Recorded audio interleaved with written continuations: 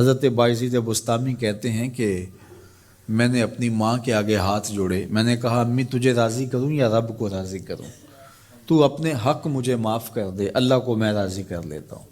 ماں نے کہا جاؤ پتر میں اجازت دیتی ہوں۔ گئے جنگلوں میں ذکر و فکر میں لگے رہے، تنہائی میں اس کو یاد کرتے رہے، دن رات ذکر کے چراغ روشن رکھے۔ 12 سال گزر گئے حق کی تلاش میں۔ ایک دن واپس بستام کے قریب سے گزر رہے تھے، خیال آیا چلتے چلتے ماں کو سلام کر جاؤں۔ دروازے کو دستک دینے لگے تو اس خیال نے ہاتھ روک لیا کہ ساری زندگی ماں کو سکھ تو دیا کوئی نہیں، اب دکھ بھی کیوں دینے لگے ہو؟ رات کا ایک پہر بیت گیا ہے، سردیوں کی لمبی رات ہے، ماں بستر میں لیٹی ہوگی، تیرے لیے اٹھے گی، دروازہ کھولے گی۔ دروازے کے ساتھ ہی لگ کے بیٹھ گئے اور ساری رات کاٹ دی، اس خیال سے کہ ماں کو تکلیف نہ ہو۔ جب سحری کا وقت ہوا تو اندر سے جو نالی آتی تھی اس نالی سے پانی آیا، سمجھ گئے میری ماں تہجد کے لیے اٹھی ہے اور وضو کا پانی ہے، تو فوراً دروازے پہ دستک دی۔ اندر سے آواز آئی بیٹا بایزید میں ابھی آئی۔ مائیں بیٹوں کے دستک کے انداز سے جان لیتی ہیں یہ کس بیٹے کے ہاتھوں کا لمس ہے۔ 12 سال کے بعد آئے، دستک دی، کہا بیٹا بایزید میں ابھی آئی۔ ماں کی تو نگاہیں ہی دروازے پہ رہتی ہیں۔ اللہ اکبر۔ کہتے ہیں کہ ماں نے دروازہ کھولا، 12 سال جنگلوں کی خاک چھانتے بیت گئی تھی، پراگندہ صورت، بکھرے ہوئے بال، پھٹے ہوئے کپڑے۔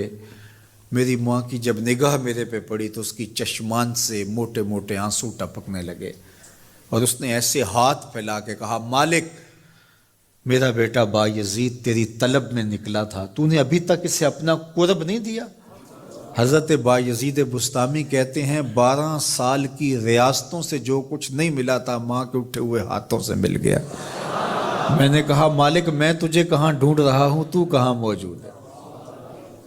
تو ماں باپ کی رضا اللہ کی رضا کا دروازہ کھولتی ہے۔ جن لوگوں کے ماں باپ ناراض ہیں اور وہ جا کے پیر صاحب کی خدمت کرتے ہیں، اور میاں ماں کے قدم چومو، باپ کی ٹانگیں دباؤ، ان کی خدمت کرو، تمہارے پہلے مرشد وہ ہیں، ان کو راضی کرو، پھر کسی شیخ کامل کی صحبت میں آنا، دیکھو کیسے دل کی بند کھڑکیاں کھلتی ہیں۔ ایک مرشد تو ناراض کر رہا ہے اور دوسرے مرشد سے تمہیں کیا ملے گا؟ تو راستہ یہیں سے کھلے گا۔ والدین کو کبھی ناراض نہ کرو، والدین کو کبھی دکھ نہ دو، والدین کو کبھی تکلیف نہ پہنچاؤ، اور والدین کو بھی چاہیے کہ اپنی اولاد کو اپنا نافرمان نہ بنائے۔ ایک بزرگ فرماتے ہیں کہ مجھے برابر 30 سال ہو گئے ہیں کہ میں اپنی اولاد کو کوئی حکم ہی نہیں دیا، کوئی حکم نہیں دیا۔ کوئی چیز مجھے چاہیے بھی ہوتی ہے تو میں بصیغہ امر نہیں کہتا، بلکہ ایسے ہی بات کر رہی ہوں۔ پانی چاہیے تو یہ نہیں کہتا بیٹا پانی لے کر آؤ، میں ویسے کہتا ہوں پیاس لگی ہوئی ہے، تو اگر وہ سمجھ جائے اور وہ خود لے آئے تو اچھی بات ہے، لیکن اگر وہ نہ لائے تو میں نے اس کو حکم ہی نہیں دیا، امر ہی نہیں کیا، تو اس امر کی مخالفت ہی لازم نہیں آئے گی۔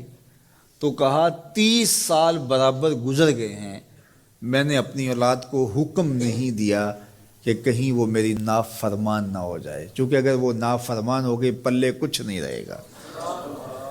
جو اولاد ماں باپ کی نافرمان ہوتی ہے وہ ہوا میں بھی اڑیں، وہ چرخ پہ بھی جھولیں، وہ زمین پہ گرنے والی ہوتی ہیں، کبھی کامیاب نہیں ہو سکتی وہ اولادیں جو ماں باپ کی گستاخ، بے ادب اور نافرمان ہوتی ہیں۔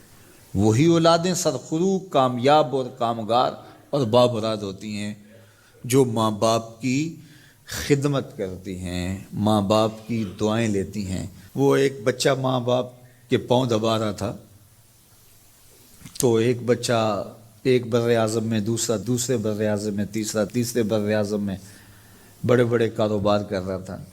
تو کوئی اس کا دوست ملنے آیا، اس نے کہا کہ اس نکمے کو بھی کہیں بھیج دو، فلاں جو ہے وہ یورپ میں ہے، فلاں امریکہ میں ہے، وہاں اتنی بڑی کمپنی اس نے کھولی ہوئی ہے، اس نکمے کو یہاں بٹھایا، اس کو بھیج دو، یہ تو نکمہ کسی کام کا نہیں۔ کہا یہ نکمہ ہی تو میرے کام آ رہا ہے، کہ نکمہ ہی تو میرے کام آ رہا ہے۔ تو اولاد خوش نصیب ہے کہ اپنے ماں باپ کی خدمت کرے، اور ان کے ساتھ حسن سلوک کرے۔